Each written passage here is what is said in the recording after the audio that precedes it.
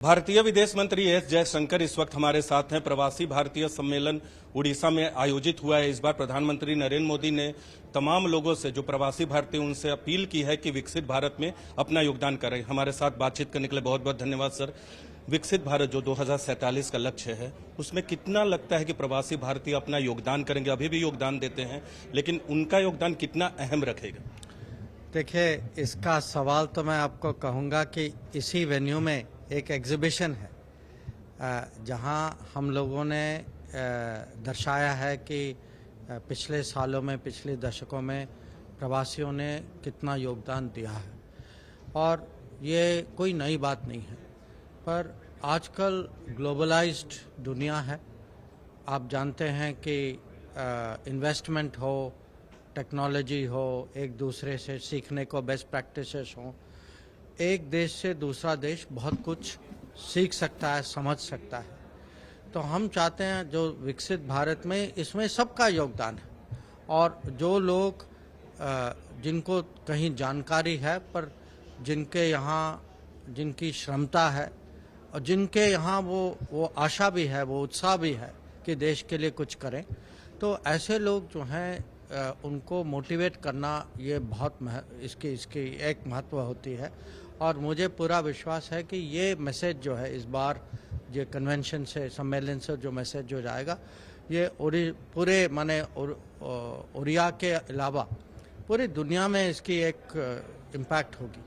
आप कह रहे हैं कि उड़िया के अलावा पूरी दुनिया में इम्पैक्ट होगा। पूर्वोदय प्लान के तहत भी एक मकसद था, लेकिन ये सवाल बार बार उठता है सर कि 18वां प्रवासी भारतीय क्यों लग गया यहाँ तक आने में, अगर देखें तो, और इसका क्या फायदा होगा खासकर पूर्वी राज्यों में, क्योंकि पूर्वी राज्यों के विकास के बिना विकसित भारत का सपना पूरा करना भी टफ होगा। देखिए, इसमें तो मैं बिल्कुल आपसे सहमत हूँ कि मुझे लगता है कि इस कार्यकाल में अगर आप देखेंगे कि मोदी सरकार की कोई भी एक, मैं कहूँगा, महत्वपूर्ण लक्ष्य है, वो पूर्वोदय, मिशन पूर्वोदय है। और पूर्वोदय का महत्व ये भी है कि अगर आप भारत के इतिहास देखें, जब पूर्व के क्षेत्र जो है, जब वो बलवान थे, जब उनमें वो क्षमता थी, जहाँ प्रगति थी, उस समय भारत भी एक किस्म से पूरी दुनिया में छाया हुआ था। तो हमें जो है क्योंकि इतिहास जो है इनके साथ इतिहास का प्रभाव, खासकर जो गुलामी के समय जो था, पूर्वोदय, ये पूर्वी क्षेत्रों में इसका बहुत ही नकारात्मक प्रभाव हुआ। तो अभी जो है पूर्वोदय, जो एक किस्म से ईस्ट का रिवाइवल जो है, ये हमारे लिए विकसित भारत का एक बहुत बड़ा भाग है।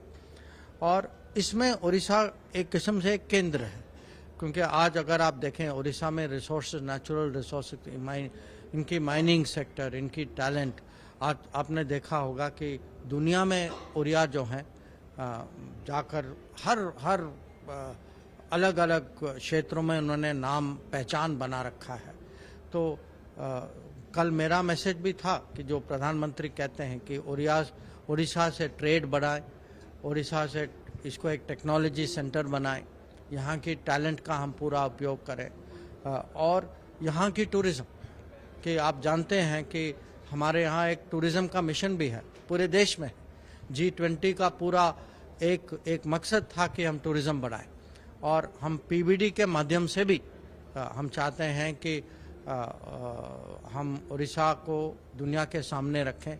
मुझे लगता है कि टूरिज़्म के परिप्रेक्ष्य से इसका काफी लाभ होगा। ये तो टूरिज्म उड़ीसा को रखे, एक्टिस्ट पॉलिसी जो है भारत की, उसमें मदद मिलेगी, क्योंकि साउथ ईस्ट देशों के साथ उड़ीसा के उड़ीसा के ऐतिहासिक काल से संबंध नहीं, वो है, साउथ ईस्ट से भी है, क्योंकि देखिए आज नई कनेक्टिविटी भी बन रही है।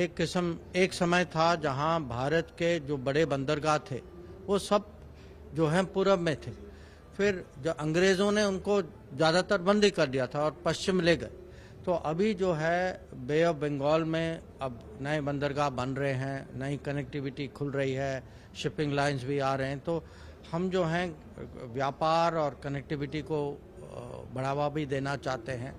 और हमारे लिए एक किस्म से जो लुक ईस्ट के देश जो हैं, ऑस्ट्रेलिया तक, अब मैं कहूँगा अमेरिका के पश्चिमी तट तक, ये हमारे लिए एक किस्म से नेचुरल पार्टनर्स हैं और मुझे पूरा विश्वास है कि इसमें उड़ीसा जरूर अपना योगदान देगा और हमारी ओर से केंद्र सरकार की ओर से हम उड़ीसा को आगे बढ़ाना चाहेंगे, क्योंकि अभी जो है डबल इंजन मॉडल जो है, ये डबल इंजन मॉडल बाकी राज्यों में भी सफल रह चुका है, तो मुझे विश्वास है यहाँ भी होगा। चलिए, बहुत खुशी हुई आपसे बात करके। हाँ, एक सवाल सर, क्योंकि प्रवासी भारतीयों की बात होती है, कभी भी प्रवासी भारतीय मुश्किल में होते हैं तो मोदी सरकार आपके मोदी सरकार निर्णय लेते हैं कि उनको जल्दी वापस लाया जाए, चाहे इजरायल की बात करें, यूक्रेन की बात करें, अलग अलग। तो सभी देशों में जो प्रवासी भारतीय हैं, जो भारतीय मूल के लोग हैं या एनआरआईज हैं, उनके वेलफेयर को लेकर या उनकी सुरक्षा को लेकर कई बार कंसर्न उठता है। वो कंसर्न इस मंच से कह रहे हैं, सबको आश्वस्त कर रहे हैं कि सभी लोग सुरक्षित है, मोदी सरकार खड़ी है पीछे। भाई, मंच आश्वस्त करने की जरूरत नहीं है। सब प्रवासी जानते हैं कि मोदी की गारंटी है। उन्होंने गारंटी यूक्रेन में भी देखी है, इजरायल में भी देखी है, सूडान में भी देखी है। तो मैं कहूँगा कि वो जानते हैं कि कुछ दुर्घटना हो, कुछ ऐसी कोई इमरजेंसी सिचुएशन हो, कि भारत सरकार जो है बिल्कुल उनके साथ खड़ी रहेगी। ये हमारा रिकॉर्ड है और वो रिकॉर्ड जो है हमारा आश्वासन। हमसे बातचीत करने के लिए धन्यवाद। अच्छा, थैंक यू। तो ये थे हमारे साथ भारतीय विदेश मंत्री एस जयशंकर। कैमरा पर्सन आलोक मिश्रा के साथ नीरज कुमार, न्यूज 18 इंडिया, भुवनेश्वर, उड़ीसा।